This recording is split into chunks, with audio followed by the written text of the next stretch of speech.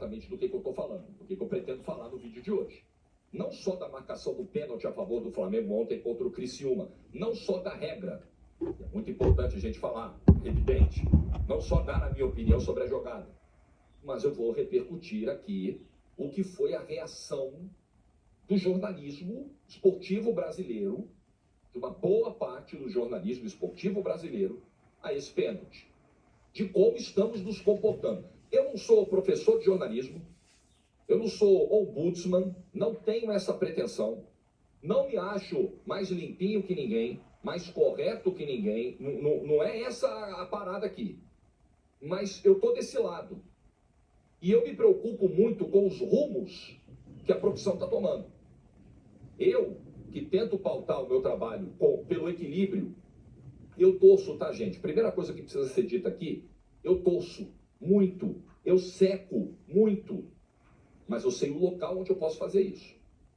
É a primeira coisa que precisa ficar dita aqui. Todos torcem, todos têm time, todos são apaixonados, todos têm rivais e todos secam também. Só que a gente está misturando as estações, totalmente. Mas eu vou chegar nesse assunto já já. Minha análise do lance, minha análise do pênalti é o seguinte. Tem uma segunda bola no campo, isso é verdade. Essa segunda bola cai dentro da área. O Flamengo está indo para o ataque. O jogo não é paralisado. O Barreto chuta essa bola extra em cima da bola que está em disputa. Quando isso acontece, a regra manda marcar falta. Qualquer objeto arremessado na bola do jogo é falta. E essa segunda bola é tratada como um objeto qualquer, porque ela não é uma bola que está na disputa da jogada. Então, é pênalti. A discussão sobre parar ou não o jogo. A regra diz que o jogo deve ser paralisado. No caso da existência de uma segunda bola no campo, se essa segunda bola interferir na jogada, atrapalhar o andamento da jogada. Ora, quantas vezes você já não viu a jogada se desenrolar com uma outra bola em campo até o desfecho e aí depois essa outra bola é retirada? Por quê? Porque o árbitro preferiu não parar o ataque, porque essa bola não interferiu no ataque. Ou essa bola é retirada até mesmo durante a fase de ataque, essa outra bola, sem que o jogo pare. Isso já aconteceu várias vezes. Então não vamos tratar o que aconteceu ontem como algo inédito, né? E nem com um argumento que é furado de que, entrou outra bola no campo, tem que parar o jogo, é sempre assim. Não, não é sempre assim. Muitas vezes eu já vi, narrando, assistindo, outra bola em campo, ou essa bola é retirada e o ataque continua, sem que o jogo seja parado, alguém vai lá dar um bico na bola, ou o árbitro espera, porque a bola não está interferindo. Na minha opinião, essa bola interferiu? Não. Por quê? Porque o Barreto, se você reparar, o movimento de corrida do Barreto para tentar chegar no Cebolinha, ele altera o seu percurso, ele muda a passada para atingir a bola e chutá-la em cima da bola que estava em jogo. Isso para mim é nítido, nítido. Mas a prova de que essa segunda bola interferiu na jogada é que ela bateu na bola que estava em jogo. Sim, mas ela só bateu na bola que estava em jogo após uma ação deliberada do volante do Criciúma, porque se não fosse isso, a bola não interferiria na jogada, o Barreto conseguiria chegar no Cebolinha, ou chegar na bola, ou chegar na perna, ou chegar dando uma trombada, mas ele conseguiria, só que ele tomou a decisão de mudar a passada para poder atingir a bola e de maneira irresponsável. Um jogador profissional não pode cometer um erro como esse. Não é nem uma questão só de desconhecimento de regra, tá? Porque aí você pode dizer o seguinte, poxa, é um negócio tão inusitado, tão raro no futebol, que é muito provável que vários jogadores, até mesmo do Flamengo, não conheçam a regra. Acho que até o Gabigol parece que falou alguma coisa disso depois do jogo.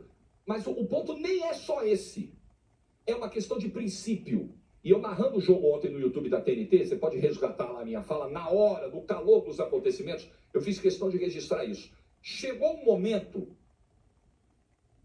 Se você, assim como eu, adora viajar, vem descobrir o mundo com Visa Infinite.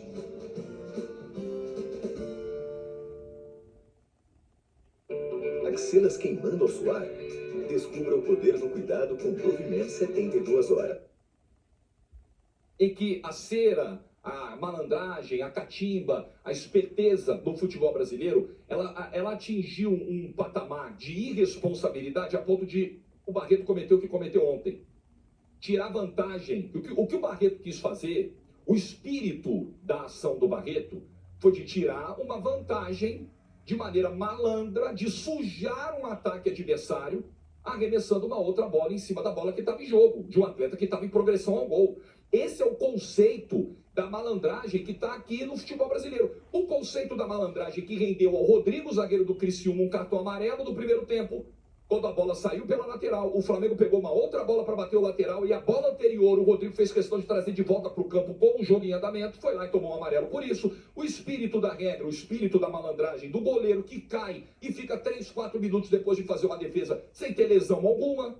E aí o árbitro não pode punir porque a dor é subjetiva. Muita gente me cobrando. Pô, mas por que o goleiro do Grêmio não tomou cartão amarelo quando fez cera quarta-feira no Morumbi depois daquele escanteio lá que ele ficou 3 minutos caindo dentro do gol? O árbitro não pode porque ele não tem como comprovar se o goleiro está sentindo dor ou não. Não pode dar um cartão amarelo por isso. Se o goleiro se esticou, caiu no chão, rolou e disse que está com dor, o que você vai fazer? Aí você tem que dar um acréscimo. Aí no final você dá 10, 12 minutos. Nossa, mas que acréscimo longo, ué? O cara fica 4 minutos caído no chão. O outro fica 5 minutos sendo atendido, o outro fica 2 minutos fazendo cera. Tá bom, eu vou aqui, eu vou guardar tudo aqui, ó, e vou dar um acréscimo. É assim que funciona. A regra é essa. E outra, vou falando sobre espírito, o espírito da malandragem está dado e o Barreto se ferrou ontem. Quis ser muito esperto, muito malandro e se ferrou. E o espírito da regra de só permitir a paralisação da jogada se a bola de fato interferir no lance é justamente para que um elemento externo, um torcedor ou até mesmo um gandula não se sinta estimulado a atrapalhar uma jogada de maneira passional, jogando uma outra bola no campo e simplesmente paralisando a partida, porque um campo é enorme.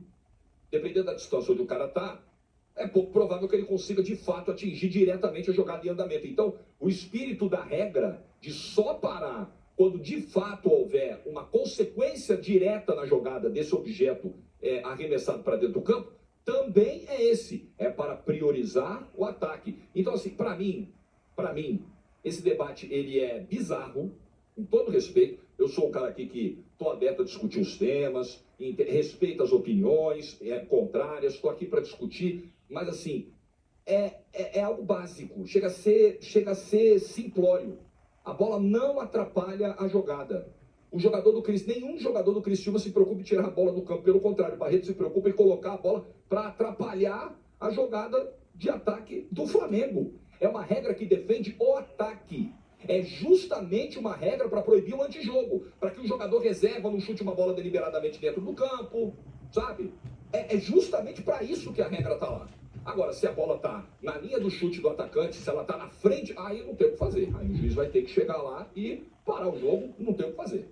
Bom, essa é a minha opinião sobre a regra. Malandragem. Se ferrou na malandragem e acho que o Maguielson foi muito bem ao manter a jogada e dar o pênalti. Minha opinião sobre o lance.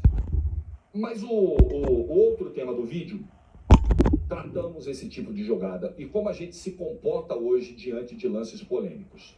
A primeira coisa é, não dá para o jornalista lamentar as teorias de conspiração que são espalhadas na internet, sendo que ele mesmo alimenta várias dessas teorias. Não dá para o jornalista atacar o clubismo cego por parte do torcedor quando ele se comporta da mesma forma. Não dá para o jornalista se queixar de expressões como operação, roubo, manipulação, VAR Mengo, VAR Timão, VAR Verdão, VAR isso, VAR aquilo, quando ele insinua a mesma coisa nas redes sociais. Não dá para o jornalista se queixar que o torcedor, que o público em geral não conhece a regra, quando ele desconhece a regra, ou sejamos generosos, quando há algo muito complexo na regra e que você não tem o pleno domínio disso, e você nunca se viu diante desse tipo de jogada, você não tem referências anteriores, né? Não tem um paralelo para traçar, e você fica na dúvida, a partir do momento em que surge uma explicação técnica, não dá para ficar brigando com a explicação técnica, não dá para ficar brigando com o texto da lei. Aí é uma questão de interpretação, algo que o jornalista deve dominar. Não dá para o jornalista reclamar que o público não interpreta texto, quando ele, jornalista, que deveria ser o primeiro a interpretar um texto de regra, um texto de lei, não consegue fazê-lo. Ou, de maneira intencional, distorce essa interpretação para ficar bem com um nicho de público, com um nicho específico que ele quer atingir. Chegamos num momento em que o jornalista que assume o seu clube parece ficar refém da torcida para a qual ele quer falar, E aí ele tem que mudar a sua opinião muitas vezes, ele tem que sangrar suas próprias convicções para ficar de bem com o público que ele quer atingir. Ora, eu, por exemplo, tenho uma ligação muito profunda com o Lucas Moura, tenho uma excelente relação com a torcida do São Paulo, eu me sinto bem no Morumbi, eu gosto de fazer jogos do São Paulo, gosto do clube, demais, e não sou São Paulino, Narrei o gol na quarta-feira do Lucas, poxa, deu uma viralização legal, fiquei muito feliz. Só que na mesma transmissão, eu vi o destempero do Banco do São Paulo, com os 10 minutos de acréscimo. Eu falei, gente, vocês estão viajando. O jogo foi para 10 minutos. Só o Alisson ficou 5 minutos sendo atendido, só o Ferreirinha ficou mais 3. Fora as alterações, fora a cera do próprio goleiro do Grêmio. O acréscimo é independentemente de quem fez a cera e quem está na frente do placar. Ah, o Grêmio fez cera. Mas como ele está atrás do placar, eu não vou dar 10 minutos porque ele vai se beneficiar da cera e vai ter tempo de buscar um empate. Não, o acréscimo tem que repor o tempo que foi parado de jogo. Ah, o Igor Vinícius foi expulso. Ninguém expulsa ninguém com um segundo cartão amarelo por fazer cera para cobrar o lateral. Tá, mas deveria. A regra manda fazer, manda dar o cartão. E se é o segundo, ele vai para a rua. E eu não vou deixar de dar esse tipo de opinião, porque o torcedor do São Paulo vai ficar chateado comigo. Ah, porque no próximo gol que eu narrar do São Paulo, a torcida não vai me dar os likes, a torcida não vai me dar o reconhecimento, a torcida não vai querer me ouvir, porque eu disse que os acréscimos foram justos, então eu vou fazer aqui uma contemporização para ficar de bem com a galera. Eu tenho que ficar de bem com a minha consciência. Eu tenho que ficar de bem com a minha leitura da regra do jogo, com a minha visão sobre os acontecimentos, com a honestidade que o público merece que um comunicador tenha na hora de opinar. É com isso que eu tenho que me preocupar. Se a torcida do São Paulo vai gostar ou não vai gostar, paciência.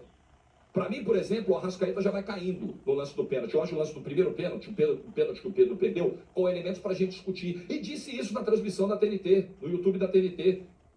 Eu estou pouco me importando se a torcida do Flamengo vai ficar revoltada, não vai, se ela vai concordar comigo ou não. É a minha opinião, é só uma opinião. Então, o jornalista hoje, alguns, o cara que se assume clubista, né? O jornalista do clube tal, o jornalista torcedor. Porque uma coisa é, vocês sabem os times que eu torço, todo mundo sabe. São assumidos, são ditos aqui, são mostrados em rede social, todo mundo sabe. As minhas histórias de arquibancada já foram contadas muitas vezes. Mas eu não me preocupo em ficar falando o que o santista quer ouvir, o que o botafoguense quer ouvir. Eu estou pouco me importando para isso.